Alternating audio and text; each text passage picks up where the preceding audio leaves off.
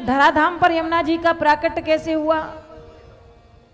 धराधाम पर यमुना जी का प्राकट्य कहते हैं यमुना महारानी जो हैं ये यमराज की बहन है। यम और यमुना आपस में दोनों भाई बहन हैं। और सूर्य भगवान की पत्नी संज्ञा, ये संज्ञा जो है जैसे हमारे यहाँ कोई मकान बन रहा हो, कोई फर्नीचर मकान में लगवाना हो तो मिस्त्री की आवश्यकता पड़ती है। मिस्त्री को ही बुला करके फिर हम अपने गृह कार्य को निवृत्त करवाते हैं, मकान बनवाते हैं, फर्नीचर इत्यादि घर में लगवाते हैं, साज सज्जा घर में करवाते हैं। उसी प्रकार से देवताओं के मिस्त्री हैं विश्वकर्मा जी महाराज। और विश्वकर्मा जी की पुत्री का नाम है देवी संज्ञा। संज्ञा का विवाह, विश्वकर्मा जी की पुत्री का विवाह भगवान सूर्य के साथ में हुआ। सूर्य के साथ में, भगवान सूर्य के साथ विवाह तो हो गया, एक पुत्र और एक पुत्री यानी कि यम और यमुना का जन्म भी हो गया। दोनों भाई बहन का जन्म हुआ। लेकिन सूर्य भगवान का जो ताप था, जो तेज था, वो संज्ञा से सहन न हुआ। आप विचार करो, हम सूर्य भगवान से कितना नीचे हैं, भगवान सूर्य कितना ऊपर हैं, लेकिन जब अपना प्रचंड रूप भगवान सूर्य लेते हैं तो सूर्य की गर्मी हमसे सहन यहाँ नीचे बैठ करके नहीं होती। लेकिन देवी संज्ञा को तो वहीं उनके पास में, उनके नजदीक ही 24 घंटे रहना है। तो उनका जो तेज था, जो स्वरूप था, वो सहन संज्ञा जी से ना हुआ। और धीरे धीरे धीरे धीरे आपस में लड़ाई झगड़ा प्रारंभ हो गया। संज्ञा जी कहती थी अब मैं आपके साथ नहीं रह सकती, ये तेज मुझे आपका बर्दाश्त नहीं होता। एक दिन संज्ञा जी अपने पतिदेव को, भगवान सूर्य को छोड़ करके और लौट करके वापस अपने पिताजी के विश्वकर्मा जी के पास आ गई।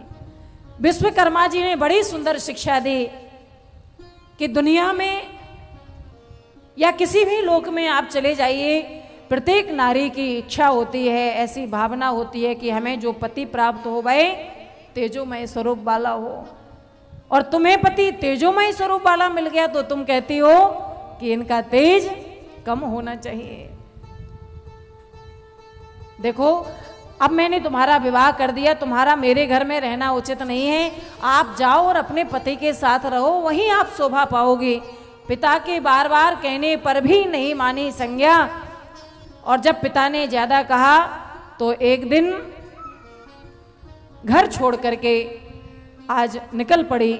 और घर छोड़ करके जब निकली तो चलते चलते चलते चलते सोचने लगी क्या करूं, कहाँ जाऊं। तो संज्ञा एक जगह बैठ करके और विचार करने लगी। इतने में ही नारद जी आए और नारद जी ने कहा कि आप बैठ करके इसी स्थान पर तप करो, भगवान आपकी सहायता करेंगे, आपको अवश्य आनंद मिलेगा। उसी समय एक सुंदर कथा आती है कि भगवान विष्णु जो हैं, श्री हरि नारायण जो हैं, वो कहीं देवासुर संग्राम में व्यस्त थे और युद्ध से जैसे युद्ध समाप्त हुआ तो लौट करके वापस आए। तो भगवान थोड़ा श्रम मिटाने के लिए, यद्यपि भगवान तो सर्वसमर्थ हैं, भगवान को ना सुख होता है, ना दुख होता है, ना दर्द होता है, ना श्रम होता है, ना हर्ष होता है, ना दुख होता है। भगवान तो ये लौकिक लीला करने के लिए जैसे ही थोड़ा सा श्रम दिखाने लगे कि थोड़ा श्रम अधिक हो गया, इसलिए थोड़ा सा आराम विश्राम मैं कर लूं। जैसे ही भगवान विश्राम करने लगे तो एक पसीने की बूंद आकर के और संज्ञा जी के ऊपर टपक गई। एक पसीने की बूंद गिरी और संज्ञा जी के ऊपर आकर के गिरी।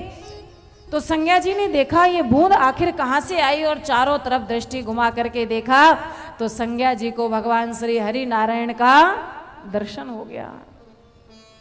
और जैसे ही दर्शन हुआ, देवी क्या कष्ट है आपको, क्यों ये घर छोड़ करके इधर उधर भटक रही हो। तो संज्ञा जी ने फिर वही बात भगवान से कही, मैं अपने पतिदेव के साथ नहीं रह सकती, उनका तेज इतना अधिक है जो मुझे बर्दाश्त नहीं होता। अगर आप उनका तेज कम करें तो मैं उनके साथ रहने के लिए तैयार हूं। तो भगवान श्री हरि नारायण ने संज्ञा से कहा कि देखो, अगर सूर्य भगवान का तेज कम किया जाएगा तो पृथ्वी का जो संतुलन है वो बिगड़ जाएगा, इसलिए उनका तेज कम करना तो संभव नहीं। तो फिर आप ऐसा करो कि मुझ में तेज को सहन करने की सामर्थ्य प्रदान करो। ऐसा तो हो सकता है, लेकिन उसके लिए आपको दूसरा जन्म लेना पड़ेगा। इस जन्म में तो ऐसा संभव नहीं है। तब भगवान के कहने पर संज्ञा जी ने अपना स्वरूप त्याग किया और स्वरूप को त्याग करके दूसरा जन्म पुनः लिया छाया के रूप में। और छाया के रूप में जब जन्म हुआ तो एक बार पुनः भगवान सूर्य के साथ में उनका विवाह हुआ, और अब की बार छाया के गर्भ से भगवान शनिदेव का जन्म हुआ। 2 संतानें पहले से थी भगवान सूर्य की, यम और यमुना, और एक संतान और हो गई जिनका नाम है शनिदेव महाराज। 3 संतानें हो गई। अब छाया जो थी वो शनिदेव को तो खूब प्रेम करती थी, लेकिन यम और यमुना में हमेशा भेदभाव किया करती थी। अपने पुत्र को खूब लाड़ प्यार दुलार करें। एक दिन परेशान होकर के यम और यमुना दोनों भाई बहन निकल गए घर छोड़ करके। अलग अलग दिशाओं में दोनों गए। जिस दिशा में यम जी गए, यम जी ने बैठ करके खूब उसी दिशा में भगवान ब्रह्मा जी का ध्यान किया, ब्रह्मा जी की तपस्या की, ब्रह्मा जी को प्रसन्न करने के लिए तप किया। ब्रह्मा जी ने दर्शन दे करके यमराज जी से कहा, आज से आपके 2 नाम होंगे, यमराज और धर्मराज, और मैं तुम्हें यमलोक का राजा बनाता हूं। तुम जो लोग पुण्य कर्म करके आएंगे संसार से यहाँ यमलोक में, उन्हें तुम सुंदर उचित फल प्रदान करोगे धर्मराज के रूप में, और जो लोग कुकर्म करके मृत्यु लोक से यहाँ यमलोक में आएंगे उन्हें आप यमराज के रूप में दंड प्रदान करोगे। दोनों रूपों में आप काम करोगे यमलोक में रहते हुए।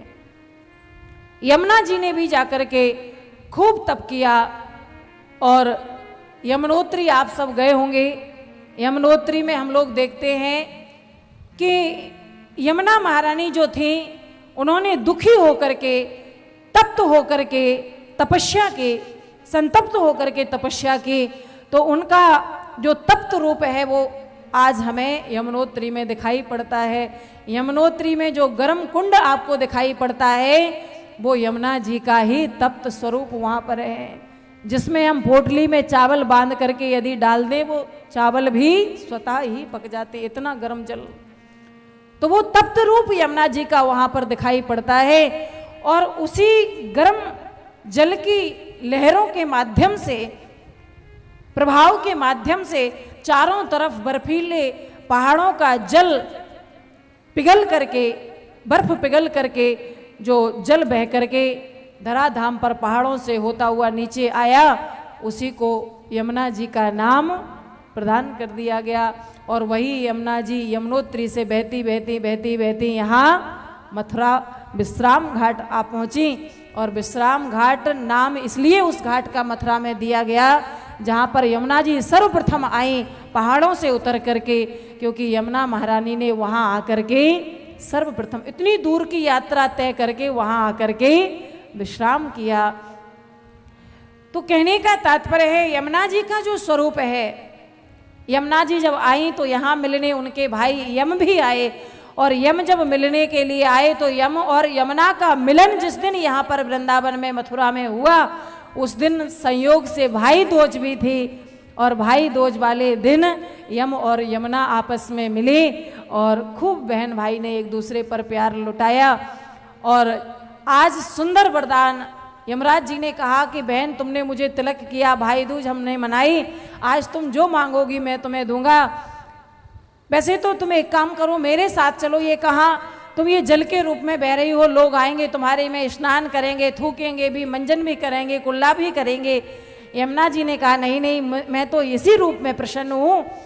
तो यम जी ने कहा जो तुम्हें मांगना हो मेरे से मांगो। यमुना जी ने कहा कि आप मुझे एक वरदान दो, कैसा भी पापी व्यक्ति आकर के मेरे में स्नान करे, लेकिन तुम्हारे आशीर्वाद से उसको मेरे में स्नान करने से ही उसके सारे पापों की निवृत्ति हो जाए, सारे पाप उसके धुल जाएं, यमलोक में आपके पास जाकर के उसे कोई भी पीड़ा सहन न करना पड़े। तो यम जी ने कहा बिल्कुल ऐसा ही होगा।